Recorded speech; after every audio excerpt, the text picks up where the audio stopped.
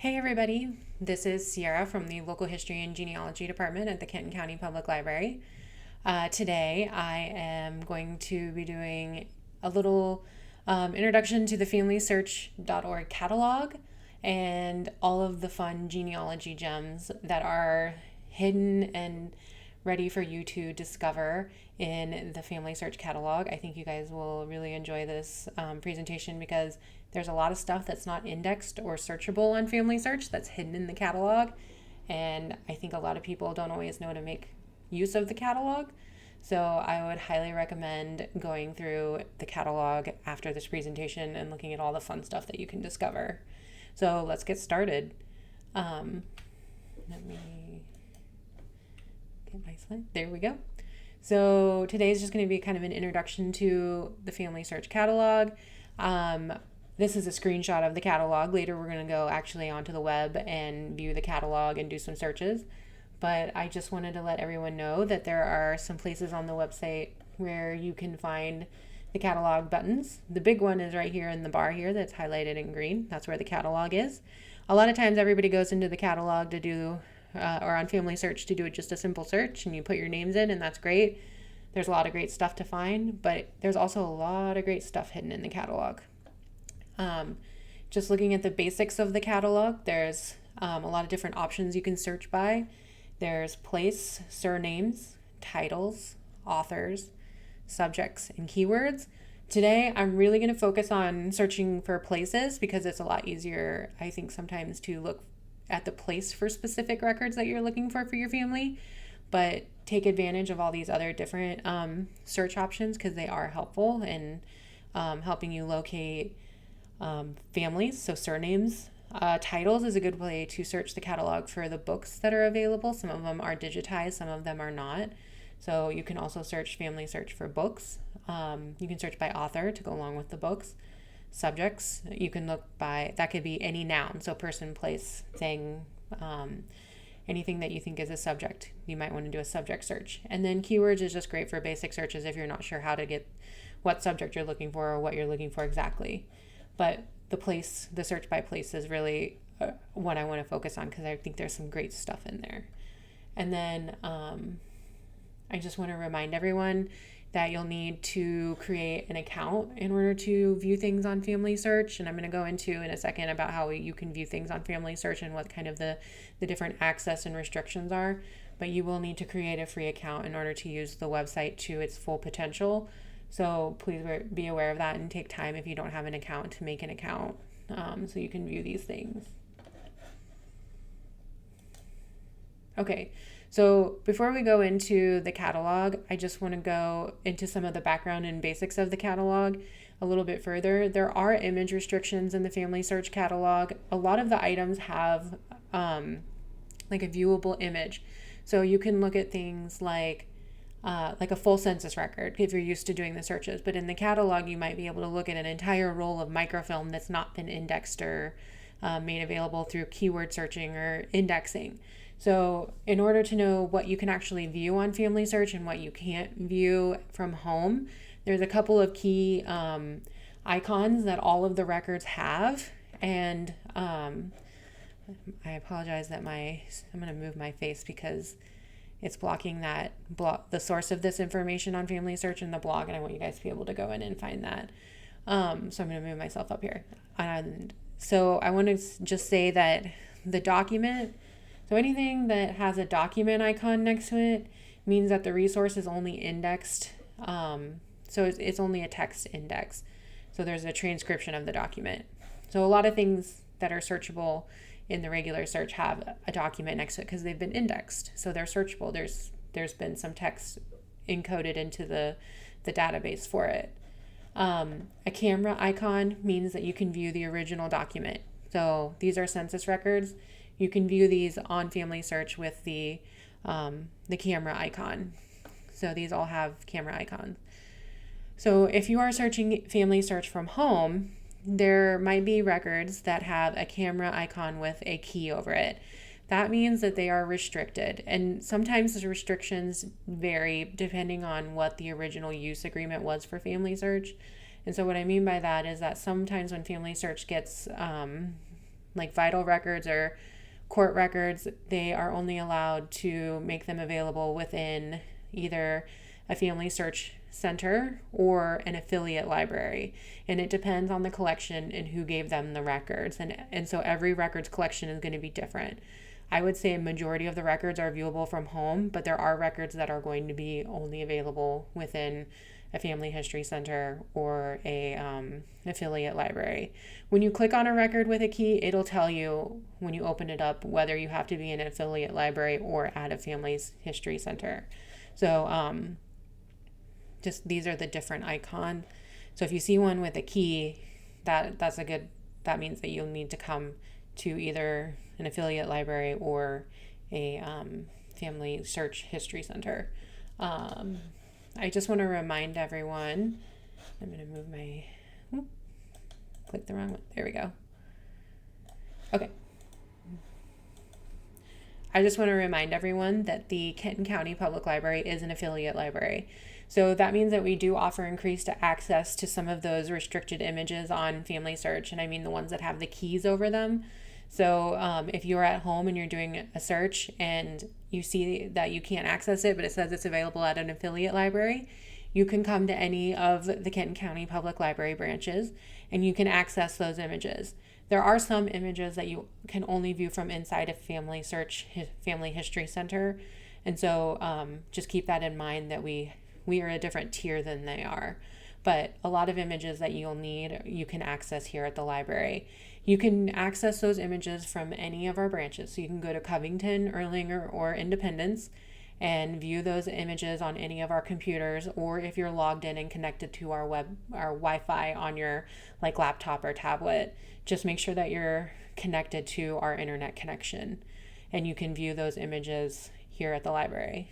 And just wanted to also remind everyone that if you want to come to the local history and genealogy department at Covington because you want to ask some other questions about your genealogy or you need help, just call ahead and make a reservation. You can call us at 859-962-4070 and we will be happy to help you.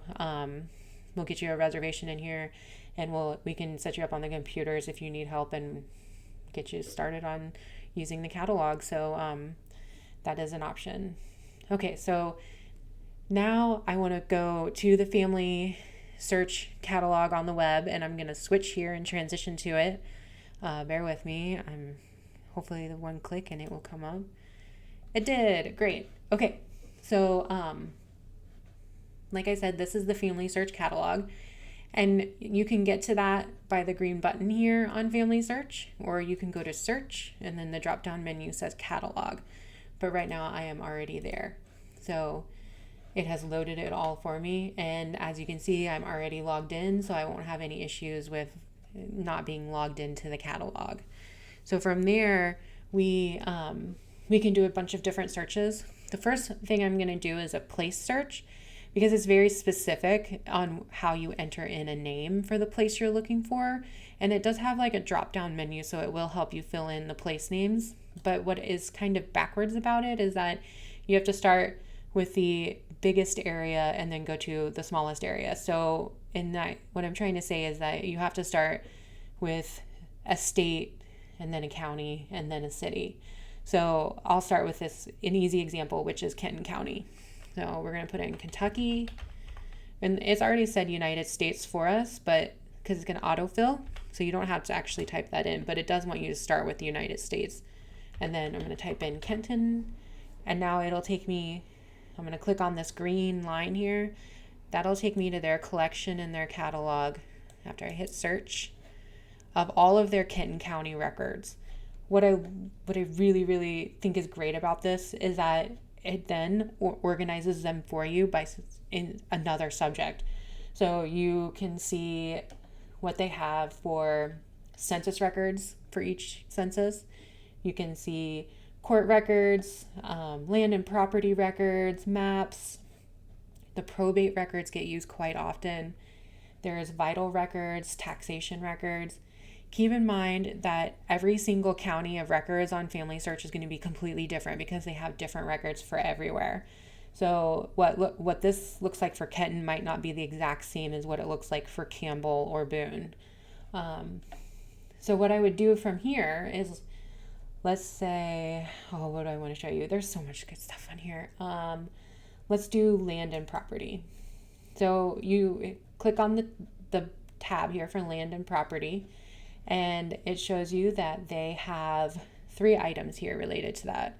They have deed records, which are from the Kenton County, Kentucky Clerk of the County Court. They have a book here that's by William Hoffman, and they also have some road books. So I'm going to start with the deed records, because I think you'll be surprised to see how many deed records have been digitized on FamilySearch. Okay, so from there I went to the main screen here in the catalog for the deed records collection for Kenton County on FamilySearch. One thing you're going to notice is that since I'm inside the library, I'm inside an affiliate library, so my icons for the camera are going to be different if you're at home. Inside the affiliate library, you can view this here at the library. If you are at home, it might not allow you to do that. So just keep that in mind, that I'm viewing from the library and not from home. But what's great about these catalogs is entries for the deed records is it gives you kind of a basic description of the records themselves. It tells you things like how many microfilm rolls it was, where it came from, what language it's in, the time period of when the records on the film are available roughly. And then when you scroll down, here's the film digital notes. So this is film that they filmed and made available online, but it's not been indexed. And so that means that we can click on the camera, or we'll click on the camera, and we can look at this general index to deeds from 1860 to 1874. What I think is important to note is that because Kenton County has 2 different courthouses, make sure you look and see which courthouse's records you're looking at, because you might have to look at both. A good way to tell is that the Independence Court records always start in 1840 because it was the first county courthouse. And then you'll see where the numbers will start back over again down here in the usually late 1850s, early 1860s. That's when the Covington Courthouse started. So if you're looking for something at Independence, always look at the records that start in 1840. Anything from Covington will start in the late 1850s, 1860s. So keep that in mind. So why don't we look at a deed book? Because these are really beautiful books. So I've opened it up by clicking on the camera icon. And as you can see, this is digital microfilm. It has not been indexed. It's just scans of the microfilm that is ready for you to browse. And in this microfilm, digital microfilm, you can I'm going to click on this page here. And since we're seeing all of the rows of microfilm, in order to make the rows go to one image, you click on this view single image icon up here in the left. And from there, you could go through and look at all of the pages of the book. Sometimes you get lucky and the index is at the front. Sometimes you get lucky and the index is at the back. And sometimes there's no index. But you'd still have, and I mean the pages of the microfilm that have indexing information on them, not something that's been transcribed by a person or a computer. But these are available. These are available for you to browse. So keep that in mind, that you can look at the actual books themselves online here in FamilySearch. A couple of other buttons that you should be aware of is the plus sign is zoom. The bottom sign is zoom out. You can also download images. This icon might not always be available depending on the restrictions on the image. If it's not available for download, that button will not be there. You can also print the image.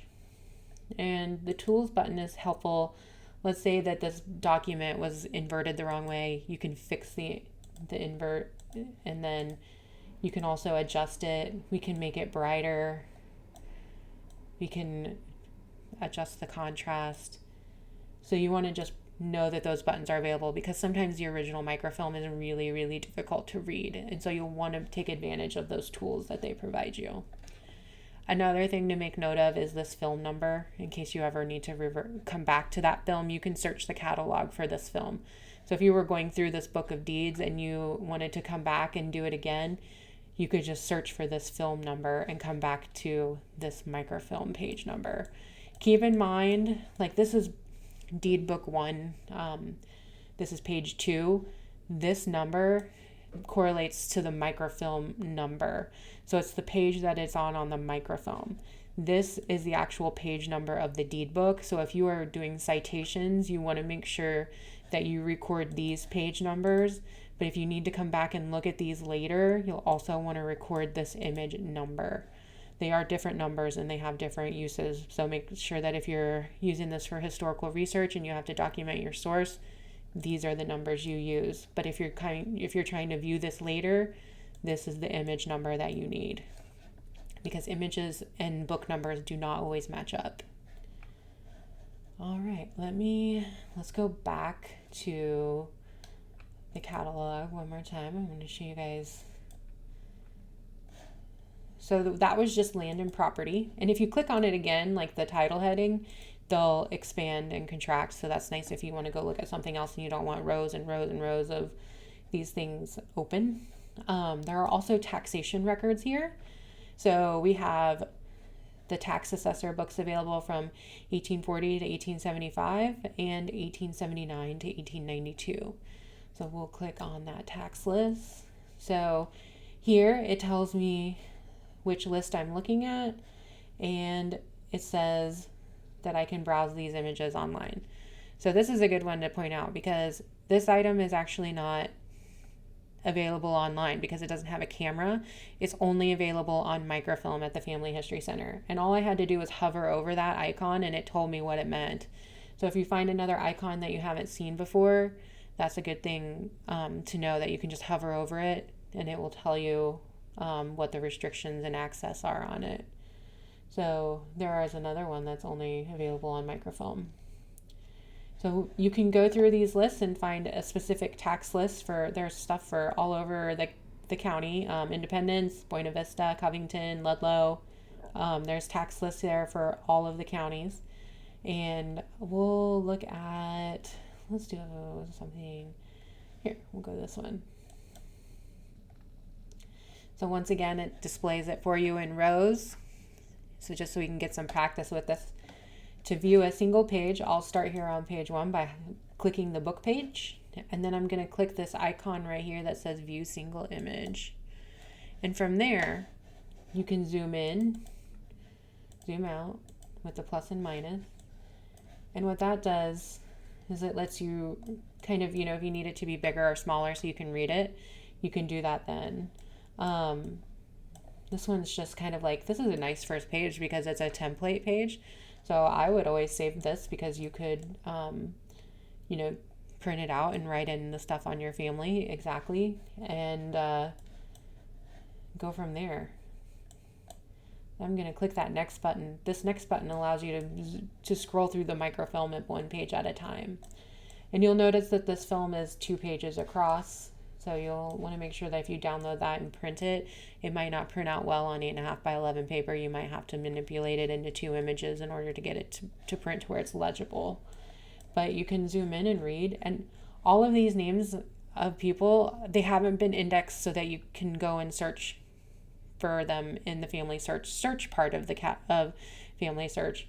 But these are all names of people and their tax lists, and they're ready for you to go through and look and find your family and write down all this great information about them. So make sure you check these out, because you might not know that these are available or have this information on your family. Okay, I'm gonna go back again.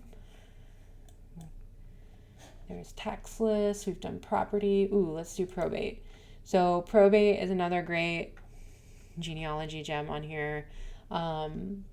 There are court order books from both Independence and Covington. There are will books with indexes from, this is the Covington Courthouse, and I know that because it starts in 1858. Order books 1840 to 1930. That's Independence because it's 1840. There's inventories and settlement books, civil and probate bonds. So all of this stuff is stuff that's not necessarily indexed to where you can keyword search it, but it's available for you to browse and use online. So let's look at these order books. So they have almost 100 years of court order books for the Independence Courthouse available right now inside the library that you could look at. And so I'm going to click on that icon so you can kind of see what these look like. Once again, we're just going to click on it so we can go to the first page. And this one we're lucky because it has a index at the front. There are some indexes you might be able to find in book form and kind of go through these microfilm that way, but I would really recommend taking advantage of these indexes that you find in the microfilm, and then just keep scrolling through it. And once you find, the person or the name you're looking for, then you kind of have to hunt and peck and figure out where they are in the pages in the book. And there are some clues about where the book starts and stops, but just keep in mind that if you find them in the indexing on a certain page, that's not going to be this number up here. You're going to have to go through this film and find that film number, that book number, which is located right here, the page number here.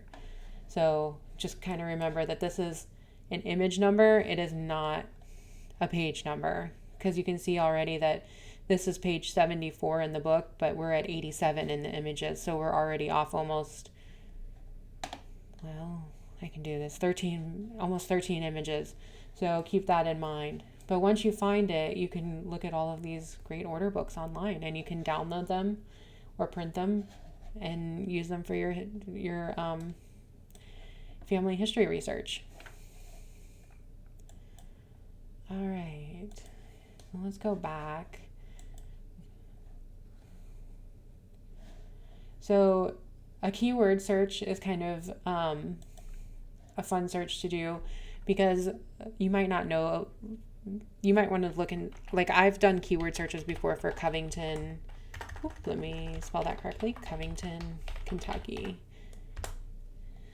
And what it does here is it gives me anything that's associated with Covington and Kentucky. So there are books results here, there's going to be basically like court order books, anything related to Covington and Kentucky, they're going to be able to find here, which is amazing that you can go through and search that.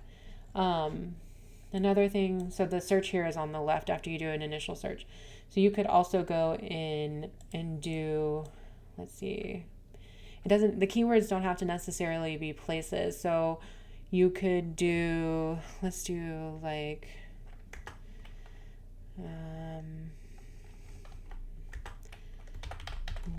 Stephen. Okay, so we'll do a name, and that will give you anything related to John Stevens. You could even be more specific and say maybe John Stevens in Kentucky, and then see what comes up from there, just to make it more specific. But just keep in mind that it's going to look for anything that has these 3 words in it, regardless of whether or not it's a proper, like this is a proper name. So keyword searching is helpful, especially if you're not sure. Like you could do like Catholic Church, Covington, Kentucky, and you could see maybe what records are available online for Catholic churches in Covington, in case you're looking for Catholic church records related to your family and you're not sure which parish they went to or which records maybe potentially are online. So let's look at this result here. So there are some Mother of God Catholic church records available to view here inside of the affiliate library. So keep that in mind, that there are also church records on here. All right, I'm thinking, what else should I show you? So from here, you can also refine your search. You can do it by year, category being like birth, marriage and death, census records, church records, military, languages, especially if you're looking for things that are maybe outside of the United States. Sometimes you can search by languages, or that's helpful to know. But yeah, that is kind of a quick introduction to what is available to search on Family Search in the catalog. I've showed you a few of my favorite genealogy gems today. And if you have any questions about this, or if you need to contact us, you can call us at 859-962-4070, or you can email us at history@kentonlibrary.org, and we're happy to help answer any questions. Thanks for joining me today, and hopefully maybe I'll see a few of you in here at the library working on getting some of these sources from the Family Search Catalog. Bye, everybody. Thank you.